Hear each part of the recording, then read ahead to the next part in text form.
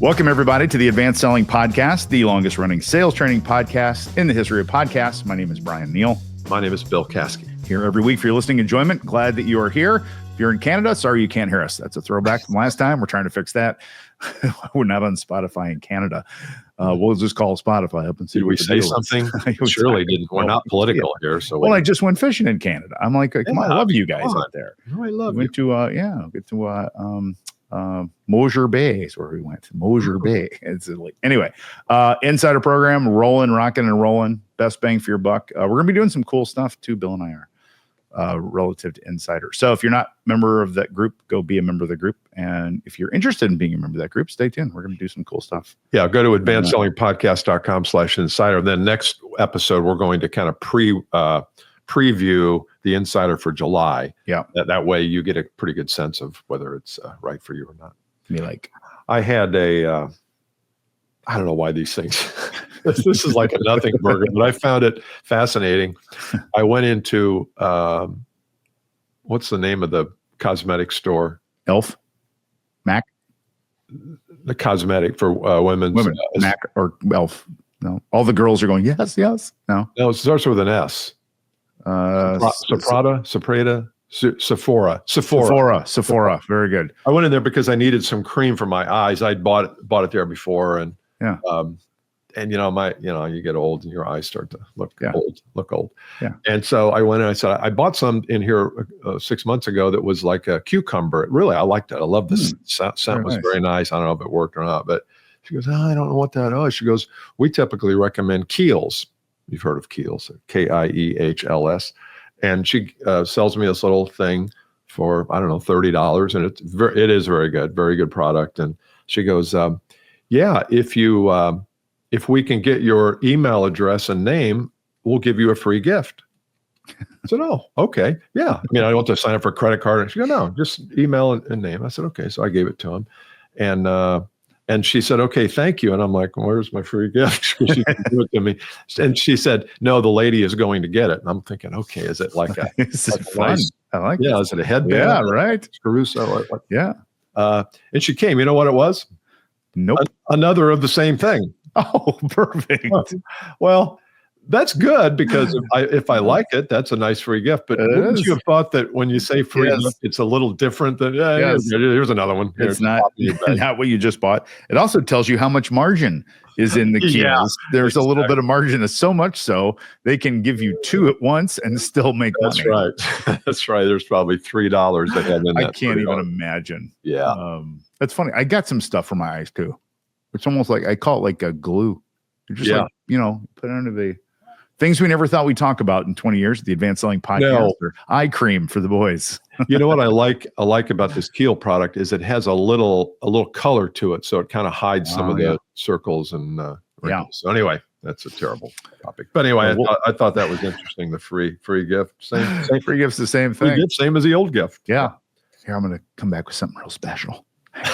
You're gonna love it. And I love it's like you're like, oh no, the woman over there is gonna give you. She's the gift lady. She's the gift lady. She's the she was struggling. Probably they're looking at it's all female gifts. I would imagine. I don't know. That's great. I love that you go in there too. I love it. Sephora. Maybe we should get them as a sponsor. Yeah. Send out the signal. Supportive. All right. Okay, so this is going out kind of the last-ish week of July, maybe the third week of July. Yeah. And something that I always start thinking about early, number one, is because the Hallmark Channel runs Christmas shows in July for Christmas in July, and I love Christmas, so I watch Hallmark movies. And got me thinking about how quickly Christmas is going to be here. And also how quickly I know, I'm sorry, I'm that guy. How quickly the end of the year is going to get. Holidays coming, Halloween too. It is. I can't wait. Christmas lights go up October 28th. Today is July 7th. We're recording this 2 weeks at a time. Here's the deal, though. If you really start to look at a calendar, do some math. Let's pretend it's July 22nd when you get this episode, and you've got a 90-day sales cycle, which is pretty common. It's a 60 to 90-day sales cycle is pretty common. It's not there are not too many people listen to this show have a 2-week sales cycle.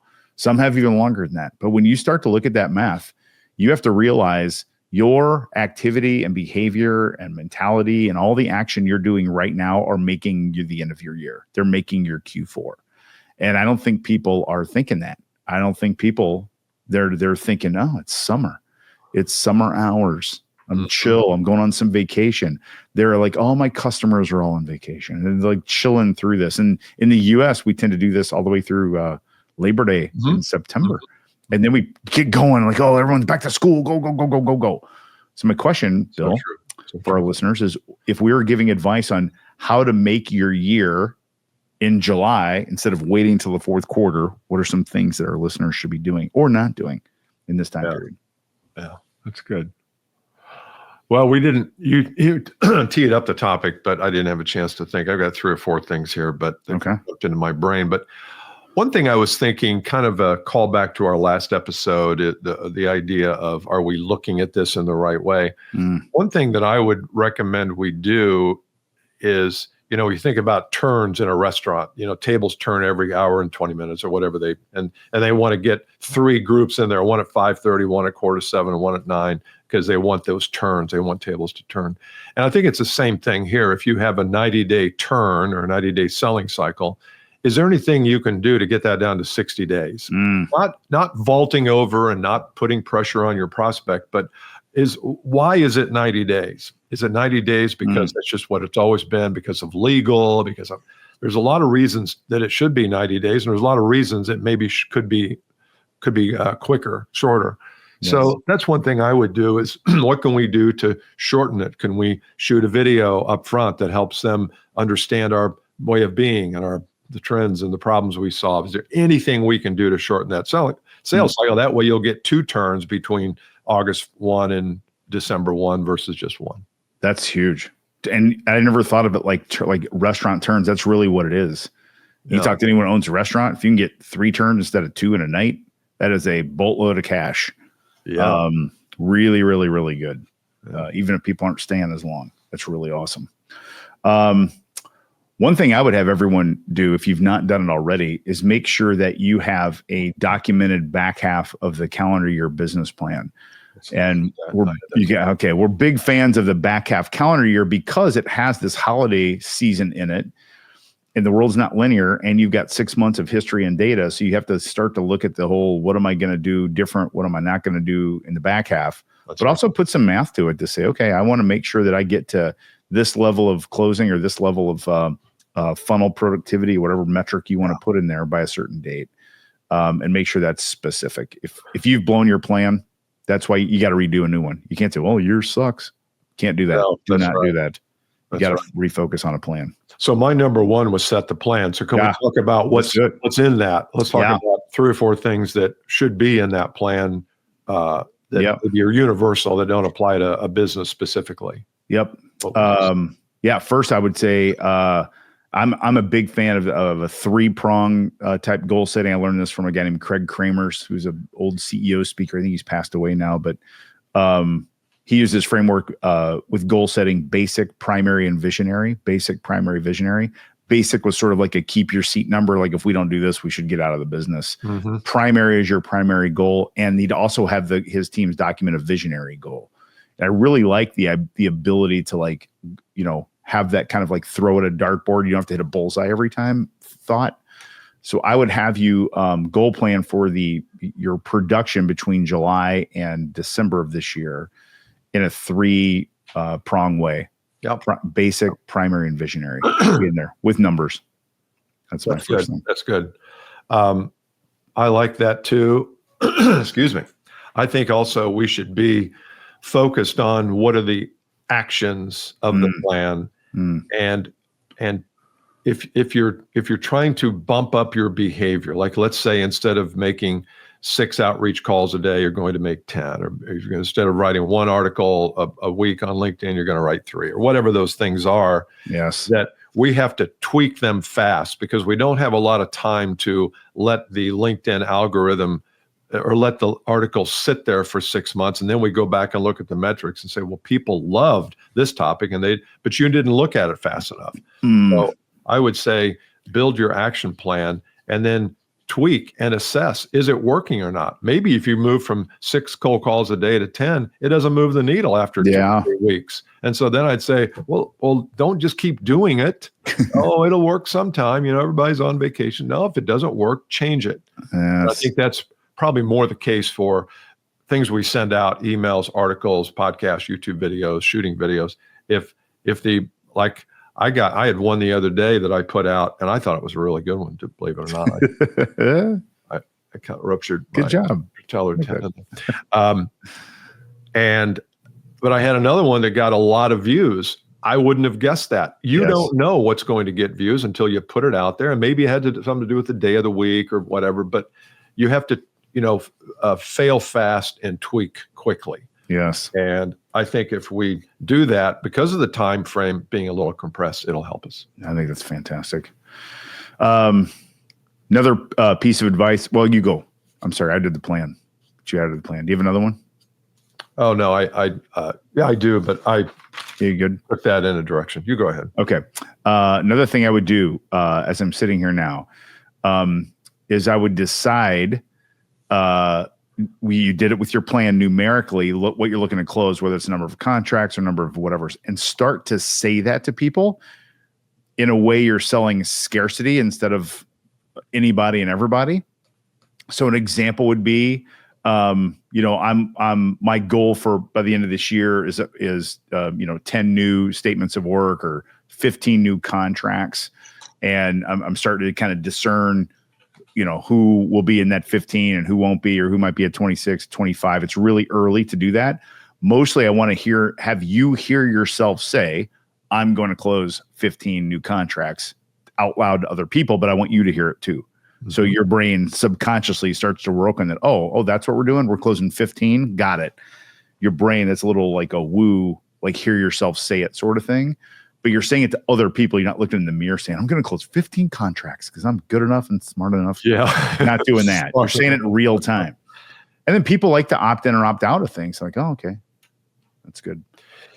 Yeah. I also like the idea of, I only have room for 15 contracts. Yes. In my capacity. And I think that also, if you say that aloud, it forces you to say, not everybody's going to make it through. Because if you don't do that, then everybody becomes a prospect. And then you end up with 5 because you're 15, 10 of them were lousy. They just weren't prospects. So I like the idea of having a capacity of number of people that you work with and saying that. You don't have to say it to people, or you could say it to prospects. Look, I only work with 12 people a quarter, and I'm not saying that to scare you. It's just kind of where we are. But if you don't want to do it this quarter, maybe next quarter, I think that adds a little bit better positioning to you. I have a friend who owns a general contracting business who is sold out through 2026.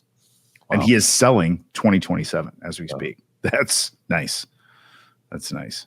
And I wonder how much of that's what he declared. Literally. He declared. That is, because he could expand. Like he could hire more project managers and more because he's in construction. He doesn't want to. Yeah. He likes he's really good at this one thing and he does it really great. And he doesn't want that. Right. We don't see how many he can get done this month. He's not, it's really great to watch him. It's so good. It's so good. I'm going to see him at lunch. He's awesome. This notion that we have to grow and we have to stretch ourselves to the limits, and then we hire people and then they don't work, and then we've got stress if you're an owner. I just think that's a time. It's a time has passed on that. I think it's better to say, well, how can I maximize my margin and my profitability with a minimal amount of stress, doing what I really do, high profit, high margin things, and don't worry about if you're growing at 30% a year. You don't have to. You don't have to. No. Or you can grow because you're really good at this one thing. If you're a salesperson, you could work on a certain niche of type of customer, and you just create demand in that one customer and make real profitable deals because your expertise differentiates you, and you just don't need them all. It's really great. Yeah. It's a really good thing to do right now to make your year, for sure. My last one here is wealth is on the other side of ignorance. And the idea with that is that your ability to manufacture opportunities and business in a 6-month time frame, 5 months, is limited by your know-how. And nobody wants to look at that because we all say, well, we did this in the past and we did it 2 years ago. We had a great last 6 months, so we'll just do the same things. Sorry, guys, same things don't work today. Buyers don't buy the same way they did 5 years ago. They don't make decisions in the same way. They don't go to the same places for information. They don't call their neighbor to see who they use for something. They go to AI or they go to Google. And so this notion that I'm just going to do things, I'm going to reenact. It's like the Civil War I'm going to reenact it the way it was 5 years ago. It's not going to work. And so the question is what do you need to know how to do differently that will be able to generate these 15 contracts? And awesome. We've got to set aside this ego where I know everything. I was talking to my 8-year-old grandson, who's a pretty good hitter. He's a baseball player and he plays on the Pups, Carmel Pups. It's a travel league and he's a B team player, but he'll probably get moved up next year. Fielding, okay, defense, plays third, but his hitting is really good. And so I was listening to a conversation the other day and they said, Evan, it might be good for you to go to a hitting coach. He goes, why do I need a hitting coach? I'm like, you're 8. I mean, you are 8. Oh my gosh. Rod Carew can't teach you anything on hitting. That is really funny. But we learned that early. Hey, we do. I'm good. Yeah. Best hitter on the team. What do you mean? What's the problem? Right? So funny. At 8, isn't that great? Yeah. I love that he thinks that way. I was one more quick story.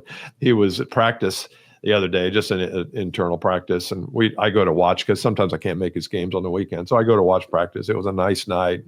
And so we went out and he hits a ball. It's coach's pitch still at this age. Yeah. He hits a long ball into deep center. There's no fence, but it would have definitely rolled to the fence. And he made a home run and he crossed the plate. And his dad is one of the coaches. His dad was catching. And he said, hey, nice hit, Evan. And Evan goes, I do it all the time. Oh, and he's not a cocky man. Right. Stories. And his dad grabs him by the shirt and he goes, let's go. When somebody compliments you, you do not do that all the time. The last 2 times you struck out. And so awesome. Then there was a game that next weekend and he had hit 2 home runs long. And again, home runs at 8-year-olds. There's a lot of fumbling of the ball. Yes. And on the 3rd time, his the opposing coach yells at his outfield, goes, get back. Everybody get back. And I said after the end of the game, I said, he should get a T-shirt that says, everybody get back.